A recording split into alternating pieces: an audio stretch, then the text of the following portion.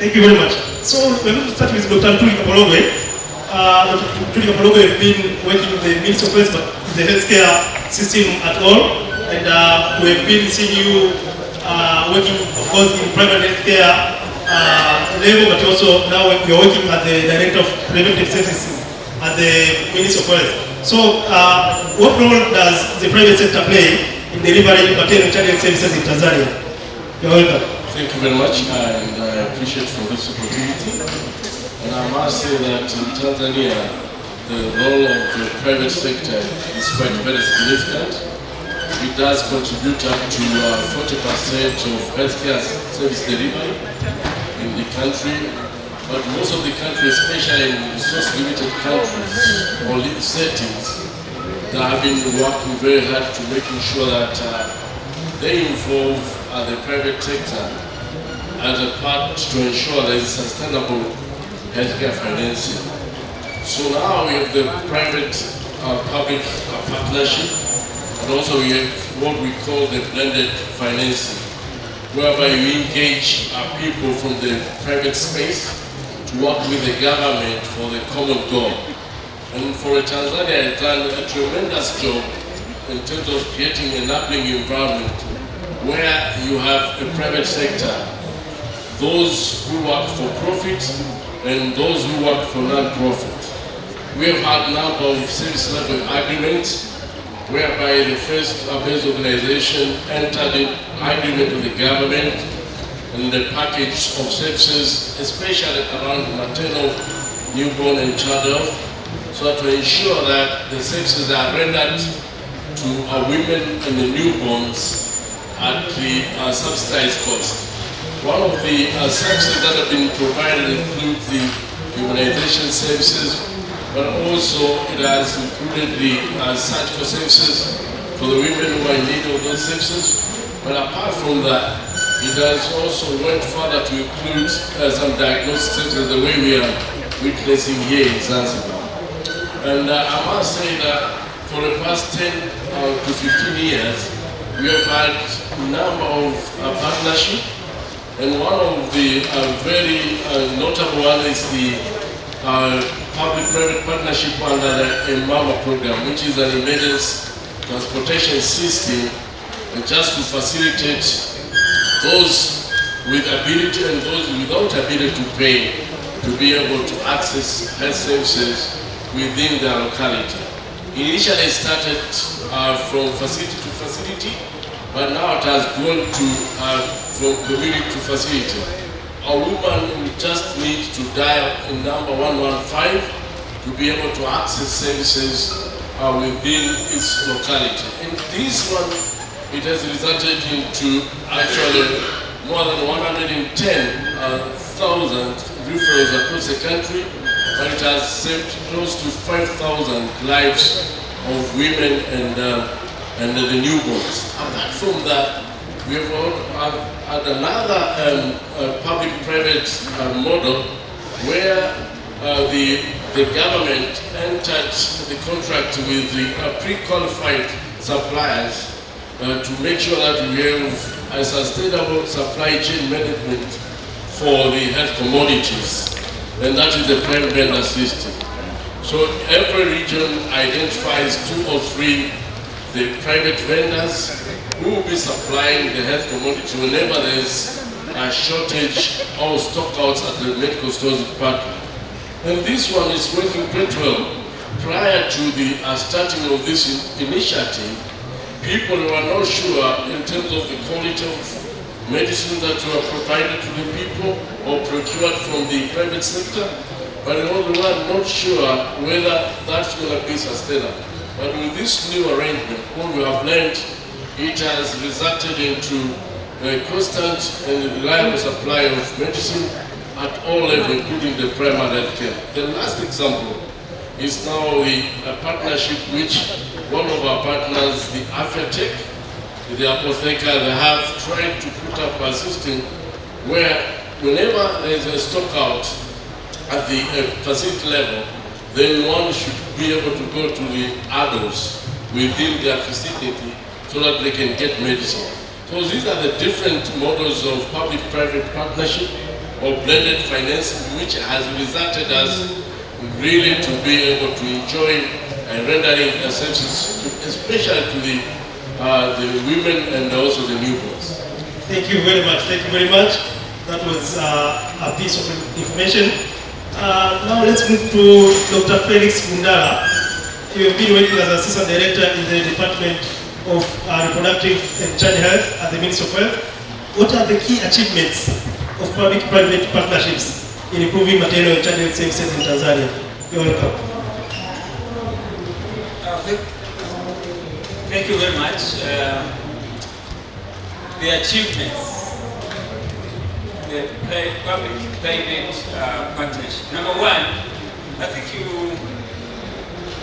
most of you must be aware that Tanzania have tremendous made achievement in maternal mortality reduction, for example, from 556 in 2015 to 184 in 2020. That is almost a 3% reduction.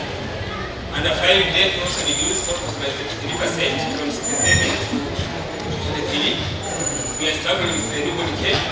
But all these achievements, in the end results, the outcome results impacted the impact results, of which before that we have a number of resources, we have a number of the processes we have to do reaching the end result. And where now we find that you cannot reach the big result without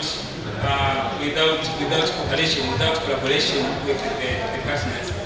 And when we are talking about the public-private partnership, in the collaborations, things, the way we are planning issues pertaining to the LAMCA services, the way we implement things, the way we monitor things, the way we finance, that's where I find that we have a number of issues to do.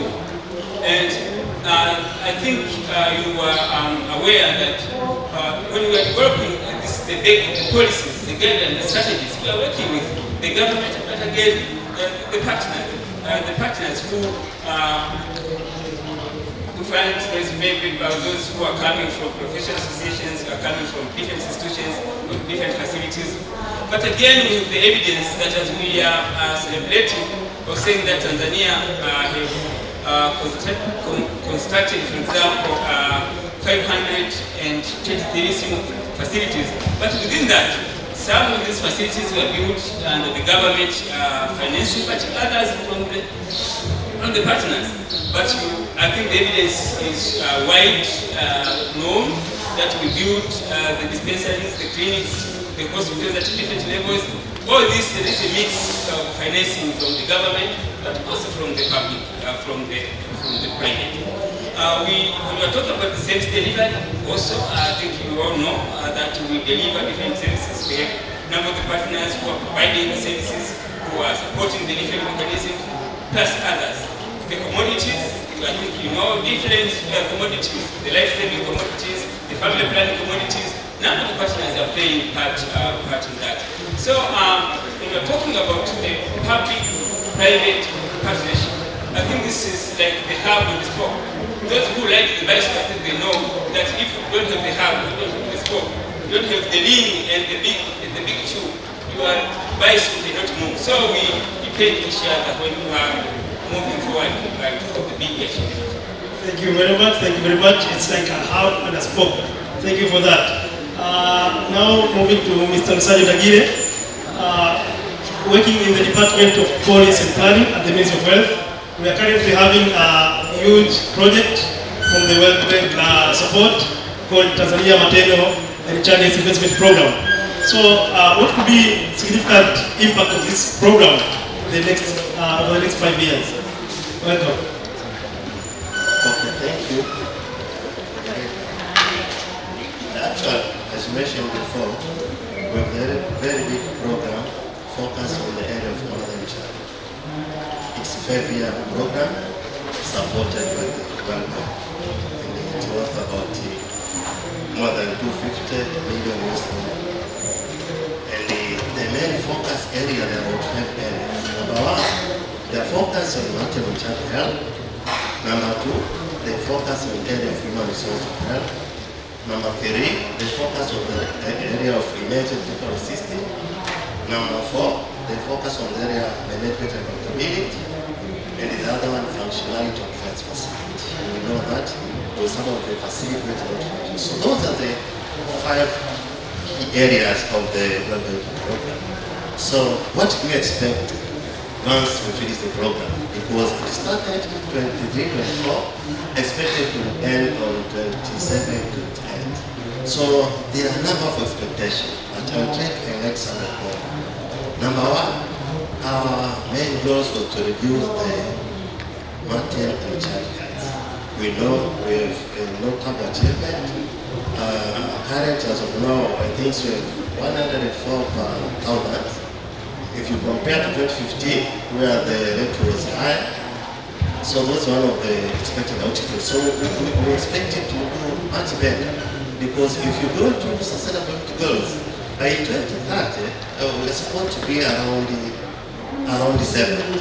So we have a way to go. So based on achievement you have, so expect that to happen. But not on that, but also in the area of children. A lot of improvement have been done in the area of immunization, area of nutrition, especially for the children. So those are the areas which have been done. But the second one, with the area of infrastructure, a lot have been done with infrastructure. All weakness on this area. So we had some of them. We are going to construct NCU, neonatal care. I think in the technical part of the detail. Our plan was to construct about 19 NCU.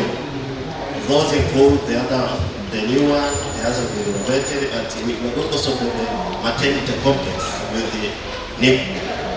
So those are not there. But not all that, but in the area of human resource for health, we take consideration the construction of the renovation of the 10 institution. More than 10 institutions will be benefited through this program. And the good thing of this program, it will almost cover the entire region. More than 15 regions will be benefited this program. So apart from that, we have the issue of increased accessibility to the service. We know some of the services are at the remote areas, the rural and urban areas. So we have the CMO and EMO. We used to have before with the support of the bank, but in current we are going to have. As I was speaking, when CMO, we had currently we have 523, but initially 3 or 4 years back was I think around 200 like that. So those are one of the areas which we expected to do that. So not on that, another area which we expected to achieve at the end of the program, we are going also to construct the satellite laboratory. We all know that when you talk blood, it's something which is sensitive. When you do surgery operation, we have heard of today, most of them are going to consume the blood. So we are going also to construct about 6 satellite blood banks in different parts of the country. So in part of infrastructure, those are the investment that the program will going to implement at the end of the 5 years. So in other areas, it's about the issue of accessibility. Having all those infrastructure is automatically going to be accessibility, because at least the coverage, urban and the rural will be also taken on, because even during the preparation of this project, we did a comprehensive feasibility of comprehensive condition survey. We took about a year to do an assessment. And then the second year of implementation, then we start the process of doing the construction. So you can imagine taking 12 months doing an assessment. The aim was to make sure we do fair in allocating the resource, and also we allocate the resource to the area where are most needed. So another area based on the program of implementation, we have the issue of the strengthening of the health system. Whatever we are planning, but there are very important things, the issue of the health system. So our aim also, we health information system to the community or to the society. And the last one, we need community engagement, because we have the component of education, awareness, but also we have to train up some of the community makers. But don't forget, we had this the program of mentorship. Madaktari wa Mheshimiwa Dr. Samia Suluhu Hassan, almost they come all the region. So those one of the impact of the well-being program. So at the end, we expect a lot of health outcomes specifically to the woman and children. But also the issue of capacity building, the amount of the training, long and short, specifically to the area which are not given, but rather to the area which they can be supporting or involved in the operationalization of the program. But to be aware, this is not the first program. We had even this one in another program was with Para and with other one. So this is the continuation of the program. But the main goal is to sustain the gain we achieve in all this program.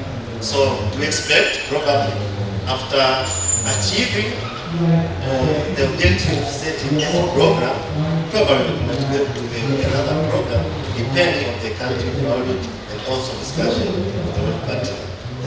Thank you very much. Thank you very much. We've seen the World Bank working with the Tanzanian government on improving healthcare services in the country, and really this is one of the very good examples of private partnership where partners work with the government to ensure health system strengthening. So maybe let me turn back to Dr. Ntuli Kapologo. We've seen a lot of success stories from the country at large, but can you tell us about the notable stories from the regions, from the district, maybe where this public partnership have been seen? Thank you. Indeed, we have a number of examples, but one of the examples which you've given is about the World Bank. So the number of partnerships, we have different models of partnership. You can have partnership in terms of receiving as a concession loan, but also you can have partnership where you receive as a grant, or you can have a partnership where you co-finance a project. With the World Bank, we have received the concession loan.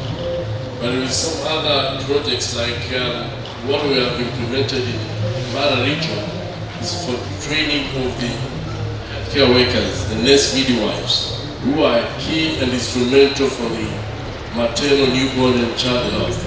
So this is one of the partnership which we've gotten from the USA and some other partners. But also we've been partnering with the Benjamin Mkapa Foundation, where they assisted us to actually deploy healthcare workers in outreach areas by providing a package of incentives.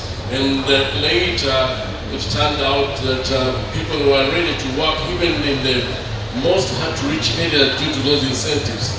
And the government was able to learn from that and leverage, and we were able to apply in some other cities. But apart from that, I mentioned something on MMAM. This is another example. But to mention the other one is the issue of social insurance. We've been working with KFW to ensure that women, newborn, and others have equal access to health services through insurance. And insurance is one of the things which, when you actually formulate in your healthcare system, you can sustain the financing. And remember, universal coverage is a question of access, quality, and finance together with social protection. So having a good policy or infrastructure for insurance is key to making sure that women, newborn, and children have access to quality healthcare services. Again, you cannot actually have these services without having actually the financing a package that is enough to provide to other women. But apart from that, we were able to implement the improved community health care, community health fund. But that was successful as a result of engaging the people from the private sector. We started as a pilot in the Dodoma region, then we expanded to Morogoro, then Shinyanga, and then it was rolled out to the entire country. And it was one of the key inputs when we were formulating and drafting the Universal Health Insurance Bill, which was signed into Act last year. So these are the things which emanated from the partnership between the public and the private sector. And for we as a government, we are embracing that and we are encouraging to continue that way, because most of the African countries are yet to reach the Abuja Declaration of allocating 15% of their budget to go into the healthcare. Only 2 countries in the continent out of 55. So for us to be able to move towards that target, we have to ensure we create an environment having the policies which allow the private sector to work with us. And we have succeeded at that. But having succeeded in the past, that's not enough. We need to maintain that. We need to sustain all the gains, but also we need to learn a number of lessons which we have gotten from the areas where we were not performing well, so that we should be able to improve going forward. But I must say that the private sector needs a public sector, and the public sector needs a private sector. So they need each other for us to be able to move forward and realize the Sustainable Development Goal number 3. Because now we have 104 per 100,000 life births as a maternal mortality ratio. But the goal is to go to 70 or less per 100,000 life births. To arrive to that, we need concerted effort. And government alone, it cannot do that. We need the private sector, because under the slogan of universal coverage or sustainable development goal is leaving no one behind, meaning that both public and private, they should work together for the common good. Thank you very much. We need each other. The private needs the public and the public needs the private. Thank you very much. Moving to Dr. Vian Wananji. You've been working as an RMO, DMO for the numbers of years. So how have public and private partnership addressed the challenges of maternal and child health, especially in assembly areas? Yeah, thank you very much, moderator, for well done job that you've done. Basically, if you look at the public-private partnership, I'm very lucky having working at the district level, where I've seen the cancer-designated hospital. I was glad to work in Moshi, where we had about 2, the only district that had 2 designated hospitals, Kilema and Kibosho. And the time that I was a DMO, I've witnessed the maternal death could be for the whole year, maybe 3 or 2. That was maximum that we had. And the reason behind is the contribution of the cancer-designated hospital. But at the same time, when I was a regional medical officer in Arusha, historically we had a very remote cancer, like in Ngorongoro, where we had the Reda Hospital, at the same time Wasa Hospital, and we have seen the huge contribution of this hospital that they've done. So the first thing that they have, the private sector that they've helped in all the, if you could look at all the 3 delay model. The first one, from the family level, from the community level, we have seen how the community engagement and the education, it has helped with that. So, but at the same time, we have seen the contribution of the private sector through the research and innovation, using the e-mobile and whatnot, giving information to the community for them to decide early to seek health care. But that's not enough. But at the same time, having the facility, transport, we have seen a lot about M-Mama. That is engagement of the private sector, whereby they're using the private vehicles to to be able to address the second delay of letting the pregnant women and other sick people to the facility. But coming again to the improved access to the services, here we could look at the different two aspects. One of them is geographical, like the one I've just highlighted in those remote areas. But another area is like urban poor, like in Dar es Salaam. We could look in Dar es Salaam, we have got 80% of those facilities, they're private facilities. But what is happening in Dar es Salaam, like they're providing the reproductive and maternal and neonatal child services right at those private health facilities. This one is improving access to those, to those people who could go very far, but those services they are available at the nearby. But another aspect whereby we, from the supply side that we are looking at, is integration of services. Apart from the RMNSH services, but other services like HIV, TB, and whatnot, they're integrated together. So when the person or the pregnant woman is going, is getting all those services at the same time. All these things will not be possible without engagement or conducive environment of the government. Because the government, they've provided a conducive environment of having the policy for PPP, the act for the PPP, the regulations, and the guidelines at the same time in order to engage private sector in provision of the service. And that's why we are hearing all this good story of reaching from 556 per 100 live births to 104, which is a remarkable achievement that all of us we need to be proud of, but without engagement of the private sector, we're not be able to reach such a milestone as such. Thank you very much. Thank you very much.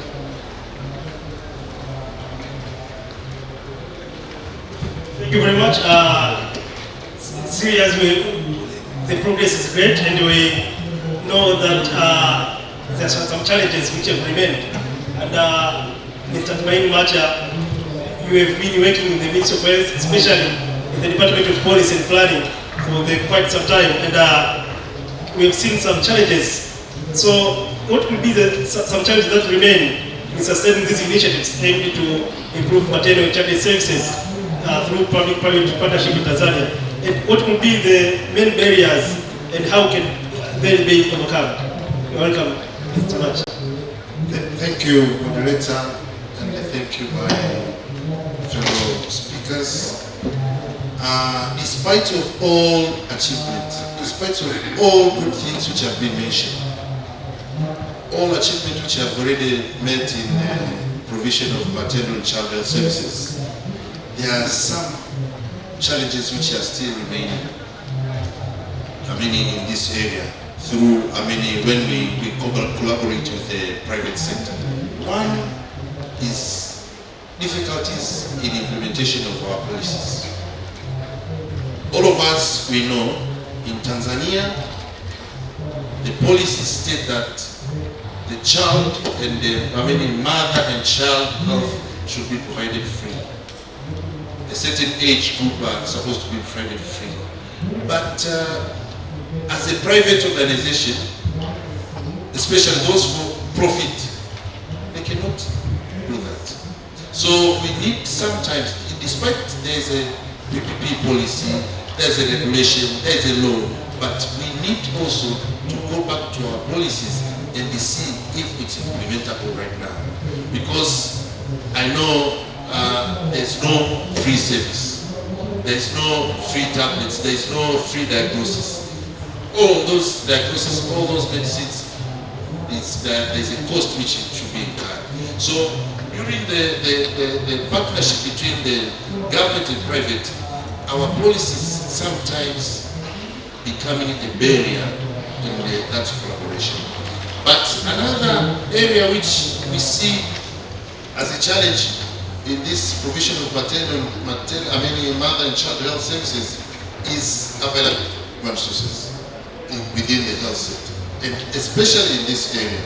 We know, if we go to our statistics, out of 100% which we need as health services to be provide the services, we just only have 47 to 40% who are available in the system. So having that small number of health workers, it's also limit the provision of services in our facility, both in private, both in public services. But also, as my fellow speakers have already mentioned, there's a very huge investment which we have made in this area. We construct, infrastructure, we've procured a super specialized equipment, but how are we going to maintain them? My fellows have mentioned that right now we are a mama. Okay. Is that a mama can we able to sustain it? Because those who are supposed to get that services, their income, all of us we know their level of income. So sometimes we are having a challenge of resources, but to maintain the investment which we are having, both in the public and in the private. And the last barrier which I'm seeing, which is prevent us to collaborate well in this area, is capacity building of our skilled, available human resources. There's a lot of investment we have done in capacity building, but if you look at that landscaping, much has been done to the public facility employee, but in the private facility employees, they are not that much given that capacity building, because most of the public facilities, some, apart from those who are non-profit, those who are profit oriented, they are not that much investing in the capacity building on their employee compared to what the government did to the employers who are in facility which are owned by the government. So because of that situation, we can see there is a very big migration of staff from public to the private in our landscape of service provision. So with those barriers, we need to do something so that we can improve our collaboration with the partners and try to eliminate or to reduce those areas which hinder us to work together properly. Thank you, Margaret. Thank you very much. Thank you very much. We are going to turn to the audience for more discussion. But maybe one question before we go to the audience. Maybe Dr. Felix Mundala, can you tell us about Mama Samia mentorship program you have mentioned?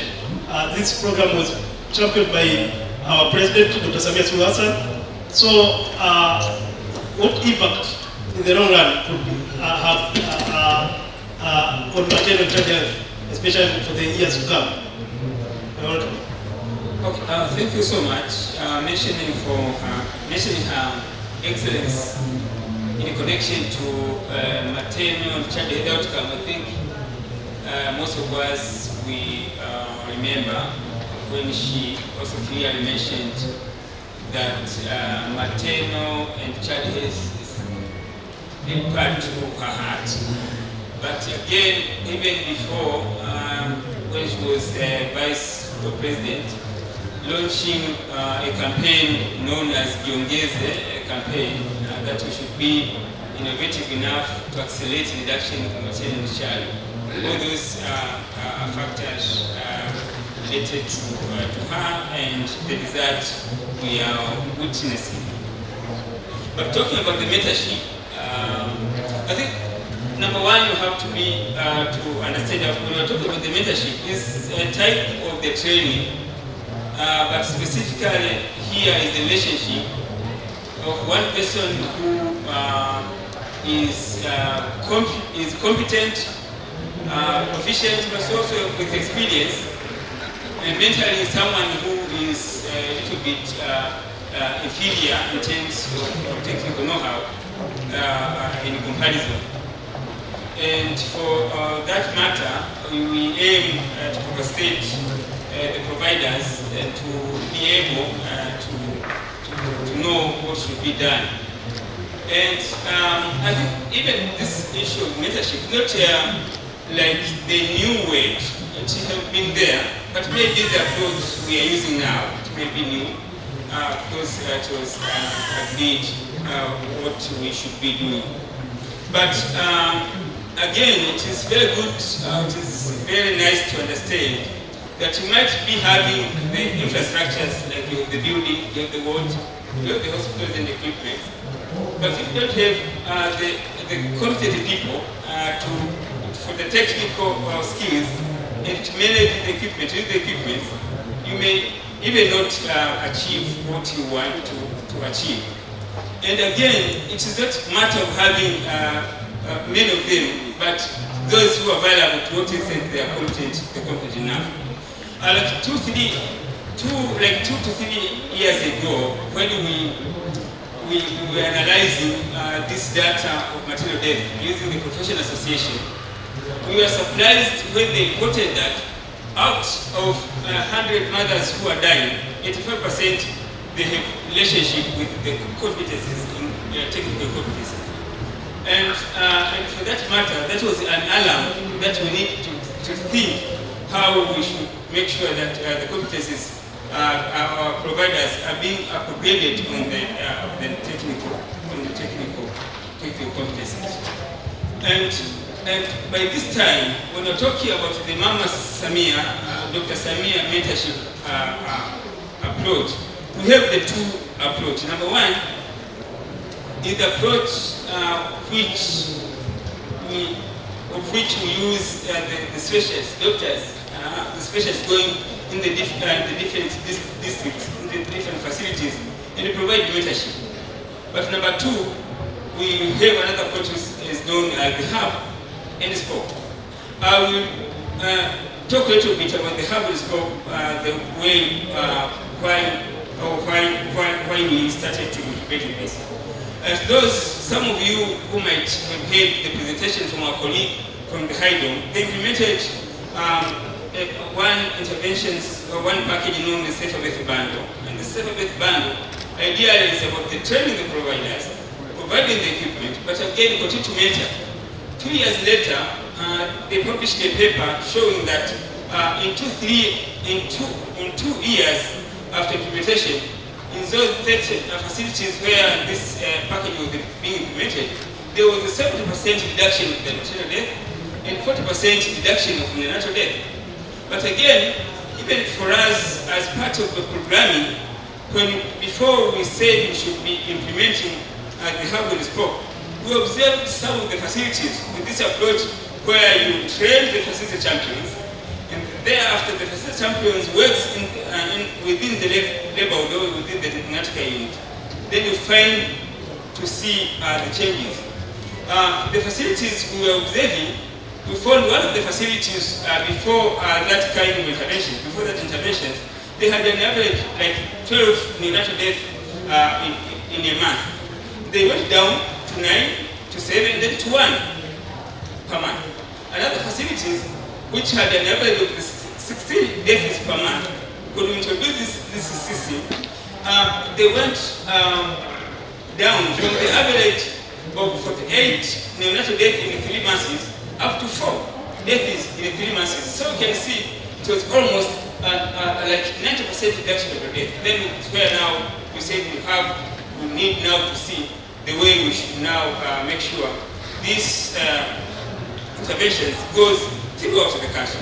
And for that, when we implement this again, we start with the regions with the highest burden, because we all know if you take the top 10 regions with the top 10 regions in terms of deliveries, in terms of prenatal death, they usually account for almost 60% of the burden nationwide.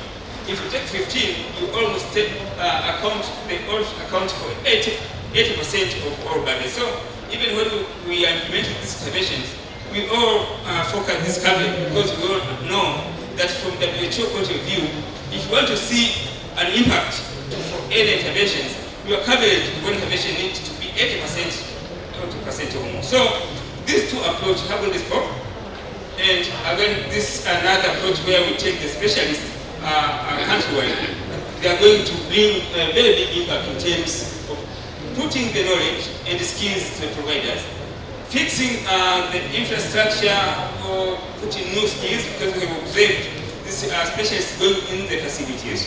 They find even for the new hospitals, for example, they have not started the certain procedures. So they give them competencies and they mentor them and they start doing that. And even now as we are talking, the team is in Mbeya, we have the team in Ilukwa, and another team is in Songo.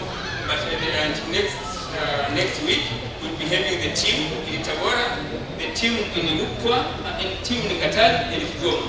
Thereafter, the rest have planned until we finish the whole country. So at the end, basically, we see this is something which is going to impact very good skills and the knowledge to providers, and at the end, we are going to see this very big reduction of maternal but also newborn and child care. Thank you very much. Thank you very much. I have a round of applause for that very big program championed by our president, Dr. Samia Suluhu Hassan, and we have really seen a lot of procedures being done at the district hospitals. The regional commissioners can witness that, but also RMOs, DMOs, specialists are there working day and night to make sure that the mothers and our children are in safe hands. So have a round of applause for that again. Okay, thank you very much. Now we are going to the audience. You can speculate that we are all men here. So I will be expecting that the audience, more women will contribute, and I will start with Yvonne. And so please, maybe I will have one man, but all women contributing for this. Thank you very much, Yvonne. Welcome. Thank you very much. I really appreciate what the government has done, especially in terms of infrastructure and capacity building. Echoing what our speakers also talked about, education, awareness, mentorship, and capacity building and sustainability, addressing the third delay. Also, adding on what Dr. Bundala talked about, capacity building at the health facility, we understand that with time, a few providers usually leave. For example, you train providers at the facilities, and at the end of the day, if you can leave, and then all that knowledge can leave as well. So what Secretary Bando had done, we had done on-site, on-job refresher training. Instead of taking people from the facilities to convene at a center, for example, in Dar es Salaam, facilitators come to the facilities and train people on the job. Also refresher training, as well as the use of data. Healthcare providers sit down, discuss among themselves. 10 women came into the facilities, 5 left alive. What happened to the 5? Avoid the blame approach. Ask yourselves, what went well? What happened? What could have been better? When people are open and have these conversations, there's always room to learn. I really, really appreciate what the government did, the buy-in from the government, the RMOs in this room, as well as the DMOs. They really advocated. They saw the change of attitude in their providers. The simulations that were done, people, everyone has knowledge on what to do when PPH happens, but really the steps. Can you even estimate the blood loss? So people do simulations within the facilities. Even if a few can leave, those that are there, they do team trainings and they are able to follow the steps of their organisms. And this is what we call capacity building at the facilities. Thank you very much to the Ministry of Health. Thank you very much. Thank you very much. More men again. Okay, from okay, you're welcome. You're welcome. Thank you very much. Hello?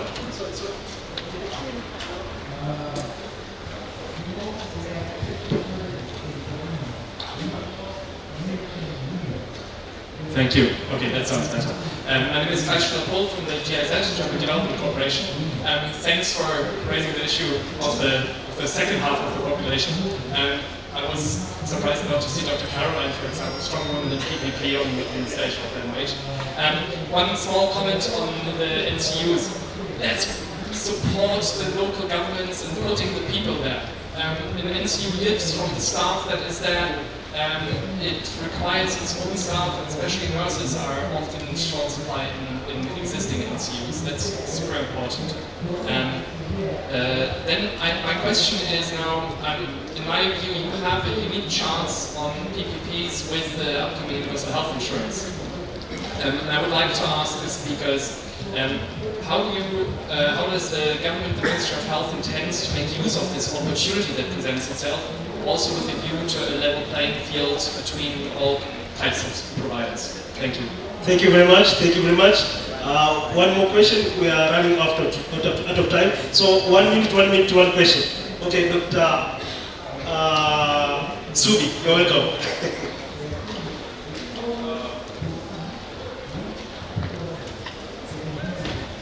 Thank you. Mine is not a question, but just a comment. This is a good forum.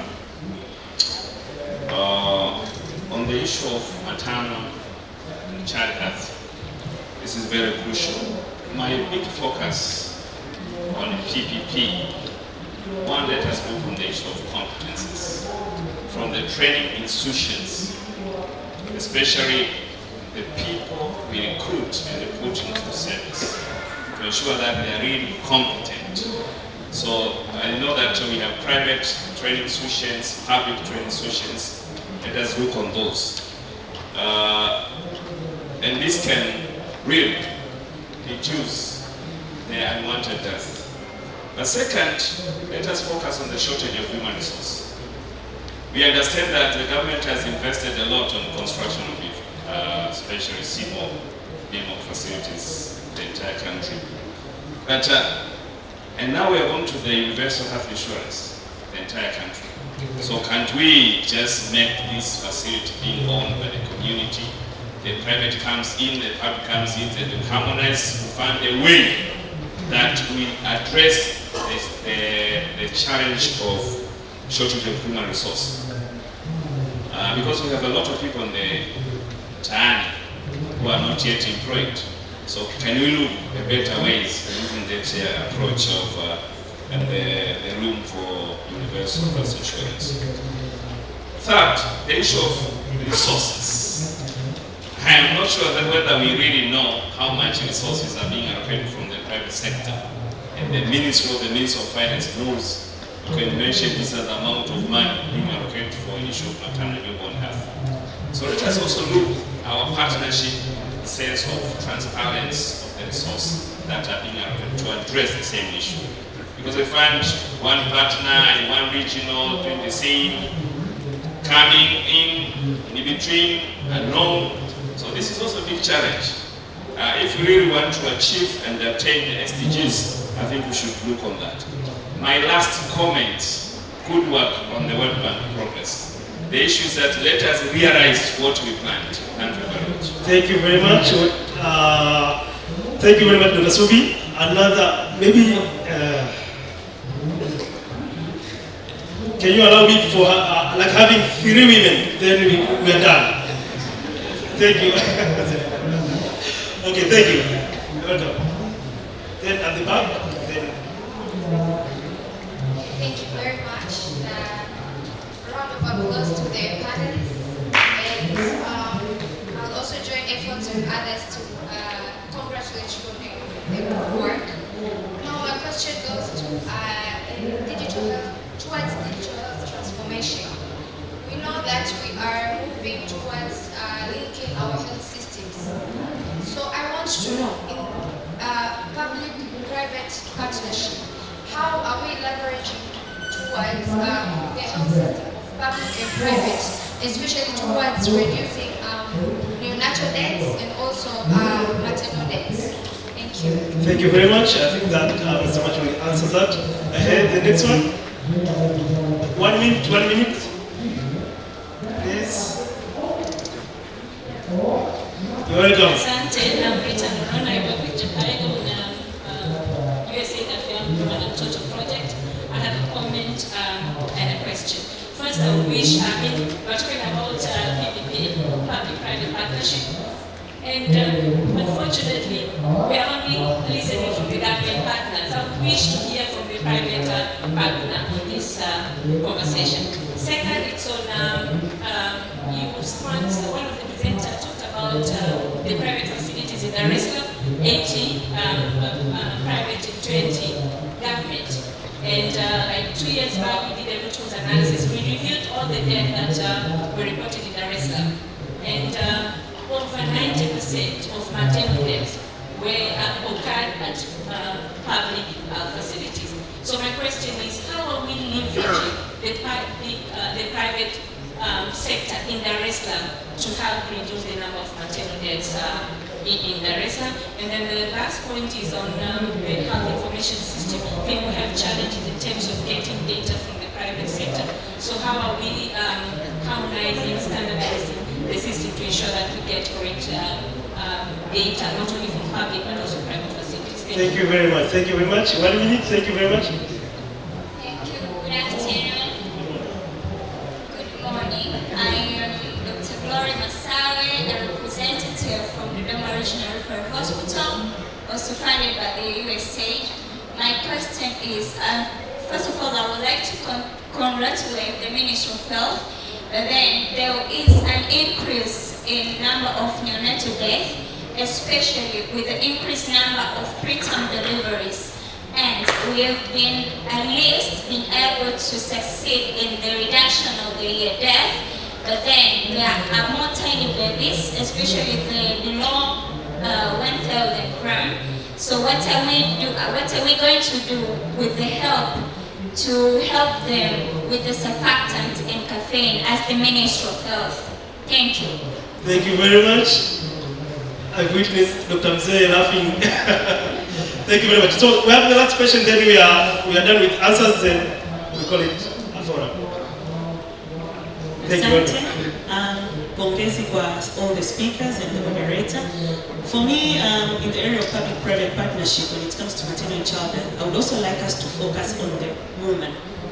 I think, yes, it's very important to address all the system issues, but we also need to empower that woman to be able to make the decision, to be able to continue using the services. And I think that's an area of public-private partnership that is not explored right now, but I think it's an important area to look at. My other area that I would like, probably building on what Dr. Subi said, in the past, the private sector had buildings and the government entered PPP with staff, etc. Currently, we have buildings, but we don't have the staff.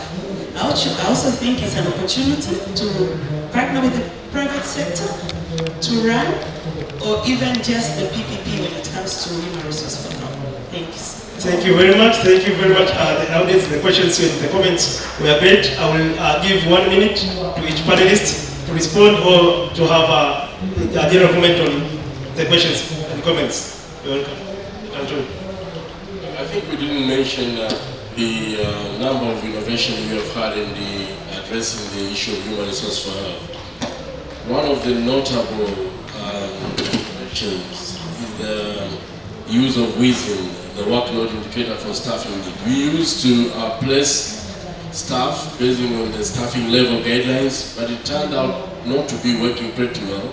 So instead we opted to use the workload indicator for staffing need, and this was brought in by the private sector.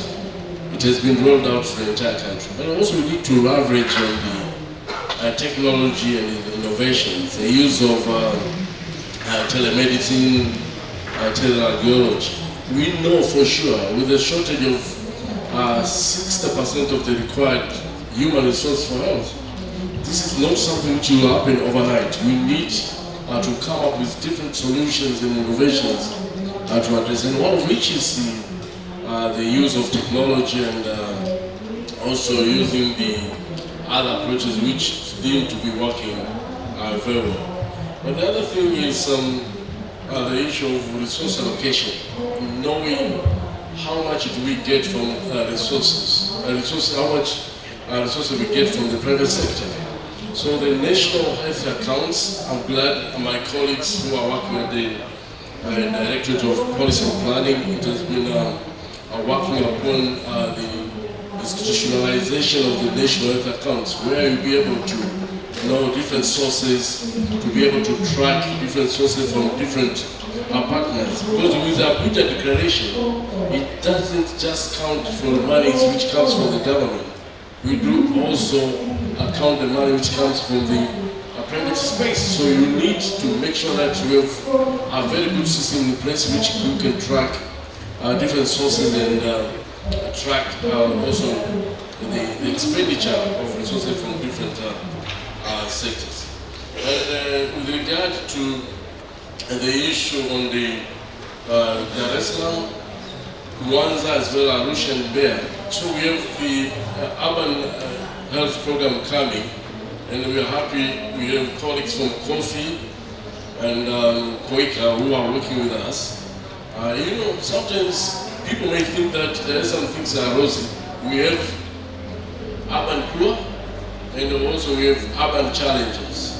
But also, when it comes to the contribution, Dar es Salaam and other cities in the country, the contribution is predominantly from the private sector, vis-a-vis the public. So we need to have the system which really leverages what exists in the urban. And then one of the very good things which we have succeeded is having the RMSH services, some of services, including immunization and vaccination, being provided by both public and private, but also the issue of secondment, where it's necessary. You have some facilities in Pemba, Mnazi, and Kimbiji where the government has decided to actually second some of the government employees to be working in the private space. And those are some of the examples which can help us to leverage as we move towards achieving our investment coverage. Thank you very much, Mr. Samuel Nagire. 1 minute if you have any comment or general. Okay, thank you. For me, I just have general comments, especially to the issue of the area of the BP. It is a true initial with the challenge of the health facility construction, and whereby the government use the private facility to offer the service. We know we have ECBC, we have Uganda, and most of them. So I agree. I think it will be higher time to think what the best model we can do. Probably, as far with the challenge of human resource for health, maybe we have to think up. If we have the facility, we know there are so many investment infrastructure. No, probably it's a higher time now to see how can we utilize the available human resource to offer the service to the existing infrastructure. Because number one, we are going to address the issue of employment for them, but also we're going to stimulate the economy of the country, but also we're going to increase the access of service to the community. So that the current the challenge we need to take on board of the sector, health sector stakeholder to see how the best modality we can apply those advice. Thank you. Thank you very much. Thank you very much. Dr. Felix Mudala, 1 minute for general comments. Last one. Okay, thank you so much. I respond in one from Litaba to also combine from the GSH and the study there about the surfactant, but what are we having there? This number one, Dr. Rita, 90% of death is happening in the public. Yes, true. And another data shows, even when you take the rest of like 200 or more than 200 facilities, if we just select 20 public facilities, the rest of they will account like 80% of deliveries in the public. So it's a matter of looking how we go in the private, but again, we need to understand even those, the high mortality in the public, also it's also related to the high volume of deliveries in the few public facilities. Number two, it was about use of surfactants because the newborn, especially the preterm, are dying. Yes, it is within the plan, but it's good to know that in September 2019, WHO launched or recommended that for the countries to reduce neonatal death, 80% of our districts need to have the neonatal unit plus CPAP. So the surfactant is not one of the two that have been suggested to reduce to significant part of the neonatal death. But again, as part of the nation, although we're making sure that the neonatal care units are available, the CPAP are available. As you saw, like 2 weeks ago, even the Honorable Minister distributed 120 CPAP for the hospitals, and we are continuing to do others. But as a surfactant, will continue to be used to high facilities like the tertiary hospitals, regional referral hospital. That is the plan as we expand this neonatal care units. So far, the available surfactant is being sold like 500 Tanzania shillings for a dose for a baby. And in the facilities, even if they are available, half of them will afford it, half of them won't afford. So thank you very much. Thank you very much. Thank you very much, sir. Thank you very much. Maybe Dr. Onaj, just have a minute if you have a general comment. Yes, thank you very much for the comments and the input. I just want to respond the issue relating to Dar es Salaam. I've just highlighted Dar es Salaam because in our health sector study 25, we have said Dar es Salaam we need to treat it a little bit differently because of the challenges that they are facing the people there. If you look at 80%, as I've said, the private, but the issue is affordability. Are the people, can they afford those services? That's why we are really putting much emphasis for the PPP, public-private partnership on that. But soon we'll get now we are doing our midterm review, and we believe we're going to get some of the findings and the recommendation in terms of how are we going to treat Dar es Salaam, especially for poor. And that's why the agenda now for universal insurance is coming in, because a lot of people they cannot afford. But if we come up with everybody who has got who cannot afford but now is insured, it means those private and those public, it will be easy for everybody to access those services. Thank you very much. Thank you very much. Mr. Macha, half a minute. Yes, thank you very much, moderator. One, PPP vis-a-vis UHI, universal health coverage, the implementation of the law also take part, also give the leverage the private sector to participate in implementing that law, because the government will provide, the room is open. Private sector can also provide the insurance coverage to the people, but also based on the private sector who are providing the services, they will also provide the services to the members who are enrolled in UHI. But two, with the various 1 minute, is digital transformation within the health sector. All of us, we know, we have traveled in a long journey in digitalization in the health sector. Sometimes past we were having a fragmented digital systems, but right now we have come on board to both private and the public, so that we can have the systems which can help us to facilitate the provision of services. Thank you very much. Have a round of applause for all the panelists.